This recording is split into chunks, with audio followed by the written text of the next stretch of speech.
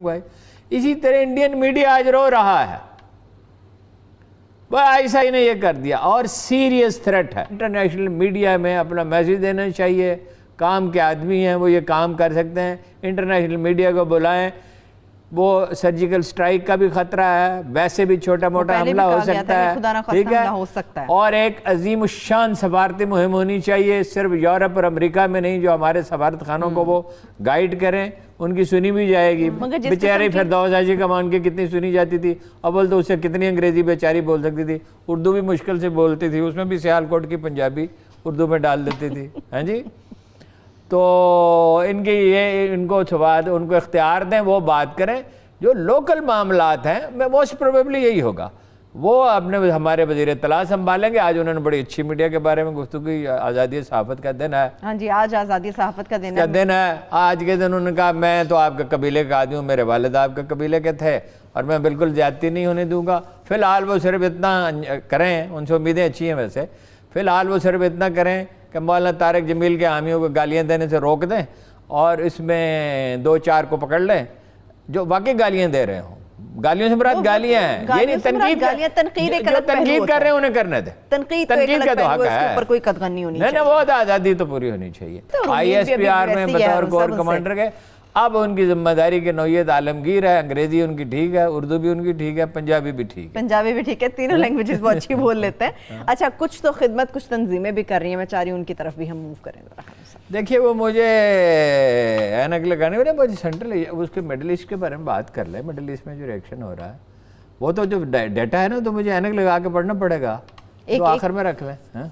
चलिए मशरिक़ वस्ता की तरफ बढ़ते हैं। देखिए मशरिक़ वस्ता में जो है ना, मैंने पहले भी आपसे अर्ज किया कि उसके लिए एक लॉन्ग टर्म स्ट्रेटजी चाहिए। पाकिस्तान में अरबी बोलने लिखने समझने वाले लाखों आदमी हैं, मौजूद हैं।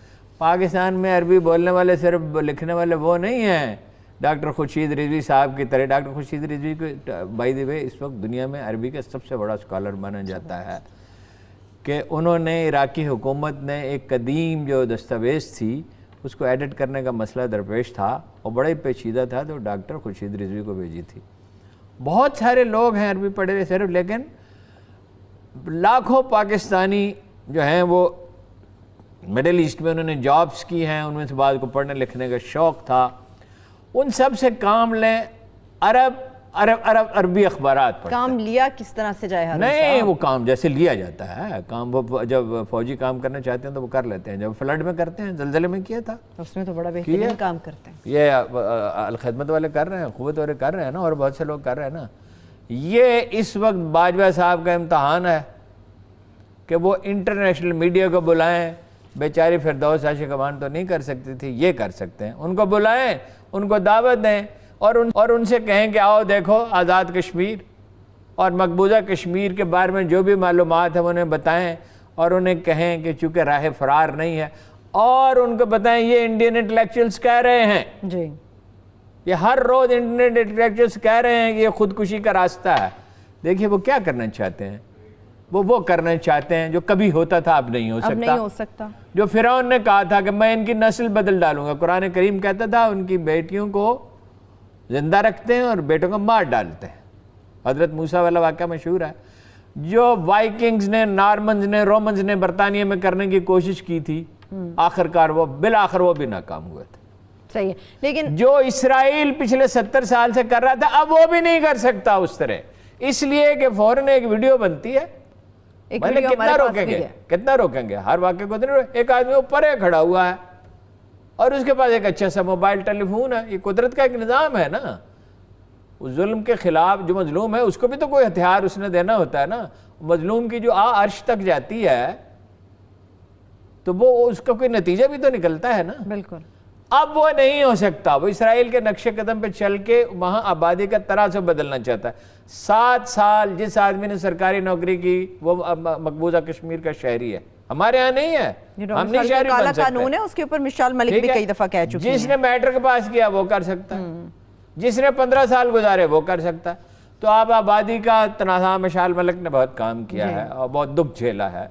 देखिए उसने मतलब एक जिस पाकिस्तानी खातून ने सबसे ज़्यादा इस पर दुख झेला है वो मिसाल है।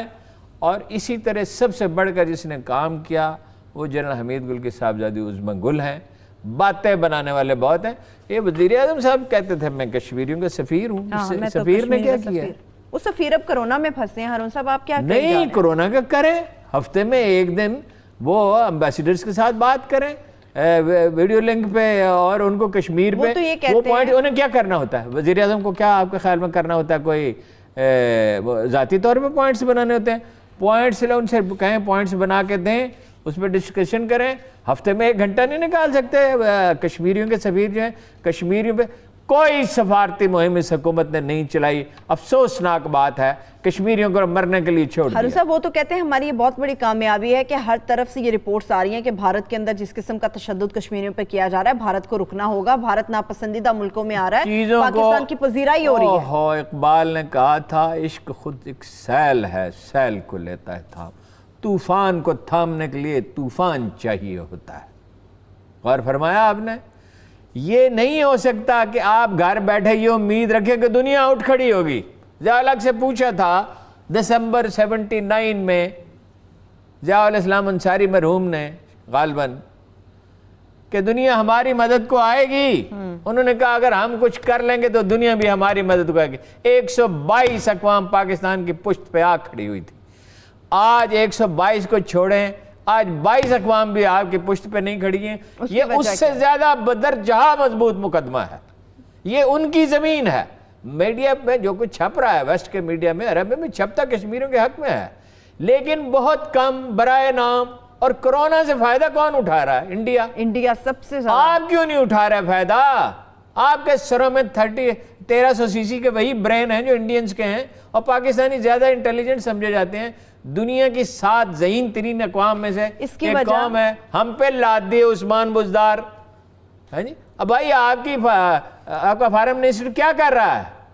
اس طرح باتیں کر رہا ہے جیسے ٹانگانیکا کے بارے میں کر رہا ہو. کوئی درد نہیں آواز میں, کوئی زیر و بم نہیں. یہ وزیر خارجہ اس طرح کے ہوتے ہیں. یہ تو پہلے بھی رہ چکے ہیں. وہ وزیر خارجہ پہلے کون سا تیر مارا تھا؟ تو خان صاحب نے پھر کیوں لگایا اگر پہلے تیر نہیں مارا تھا؟ خان صاحب کا شوق ہے نا بزدار لگانے کا. خان صاحب نے ایک بزدار نہیں لگایا, بہت سے بزدار لگائے. ہر وزارت کے اندر ایک بزدار لگایا ہوا ہے. جہاں بعض تو نہیں ہیں, بعض کمپیٹنٹ میں ہیں, بعض کمپیٹنٹ ہیں ہارون صاحب, لیکن اکثریت ایسی ہے جو کہ عثمان بزدار صاحب کی ڈگر پہ چل رہی ہے. اب آتے ہیں ہم ذرا الخدمت. دیکھیے سینٹرل ایشیا میں بھارت کے بے پناہ مفادات ہیں. سینٹرل ایشیا ایک وسیع و عریض علاقہ ہے. سینٹرل ایشیا میں بالکل سینٹرل ایشیا فارسی سمجھتا ہے, اور ہمارے ہاں فارسی سمجھنے والے اگین لاکھوں کی تعداد میں ہیں, ایک آدھ نہیں ہے. ہمارے جو فارسی کے میں نے آپ کو بتایا تھا کہ ہمارے جو فارسی کے بعض اساتذہ ہیں ان میں سے بعض کو ہائیسٹ ایوارڈ ایران کے دیے گئے ہیں. ہمارے جو پرو وائس چانسلر ہیں پنجاب یونیورسٹی کے, ان کو ہائیسٹ ایوارڈ دیا گیا ہے وہاں کا فیلوشپ.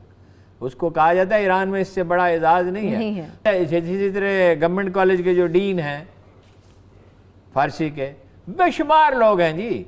یہ میسیج کنسٹرکٹ آپ نے کرنا کیا ہے؟ وہ انڈیا سے اتنے کلپ آ رہے ہیں جس کی کوئی حد نہیں ہے. آزاد کشمیر سے آ رہے ہیں, مقبوضہ کشمیر سے آ رہے ہیں, کسی نہ کسی طرح پہنچتے ہیں. چیزوں کو ارینج کرنا ہے. ہارون صاحب یہ مشرق وسطیٰ کی طرف سے جو پریشر بلڈ ہو رہا ہے, کیا یہ ان کی طرف بھی بڑھے گا پریشر؟ بھارتیوں کے اوپر بھی آئے گا کسی قسم کا پریشر؟ دیکھیے نا, وہ ڈیپینڈ کرتا ہے نا آپ کتنی کوشش کرتے ہیں. لکڑی یہاں پڑی ہے, ماچس وہاں پڑی ہے, مٹی کا تیل وہاں پڑا ہے. اب وہ تینوں چیزیں ہوا سے اڑ کے تو نہیں جائیں گے کہ اس کو آگ لگائیں. کوشش تو لیکن اگر آپ نے کھانا پکانا ہے تو اس میں چند قطرے مٹی کے تیل کے ڈالیں اور ماچس اسے آگ لگائیں, پھر اس کے اوپر کیتلی رکھیں.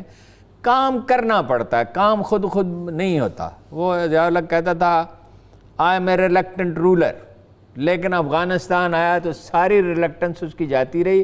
وہ کسی اور چیز میں یکسو تھا یا نہیں, افغانستان میں یکسو تھا. سوویت یونین کو اس نے توڑ ڈالا, بھارت کو توڑ ڈالنے کی بنیادیں رکھ کے اس دنیا سے چلا گیا. ٹھیک ہے, جو ایٹمی پروگرام بھٹو صاحب ادھورا چھوڑ گئے تھے, شروع تو انہوں نے کیا تھا, اس کا کریڈٹ انہیں کو جاتا ہے. امریکیوں کے بے پناہ دباؤ کے باوجود انہوں نے ہر طرح سے مکمل کیا. یورپین کو بڑا شوق ہوتا ہے جاسوسی کرنے کا, اور بڑا زوم بھی ہوتا ہے. فرانسیسی سفیر گیا کوٹا کے علاقے میں بھیس بدل کے مار کے دمبا بلا دیا اس کو. ہے جی، دمبا بنا گئے. جب شام کو پہنچا تو انسان کے بجائے دمبا تھا. چاہیے ٹھیک ہے نا. وہ اس کا بعض چیزوں میں کوئی روح رعایت نہیں ہوتی. انڈیا جو تو اب بلوچستان میں تقریب کاری کے دیکھو، وزیرستان میں تقریب کاری کے واقعات ہوئے ہیں. یہ پی ٹی ایم جو ہے یہ پھر اپنی تلی ہوئی ہے اس پہ حرکتوں پہ. ٹھیک ہے، ابھی بریک کی طرف بڑھ رہے ہیں ہارون صاحب.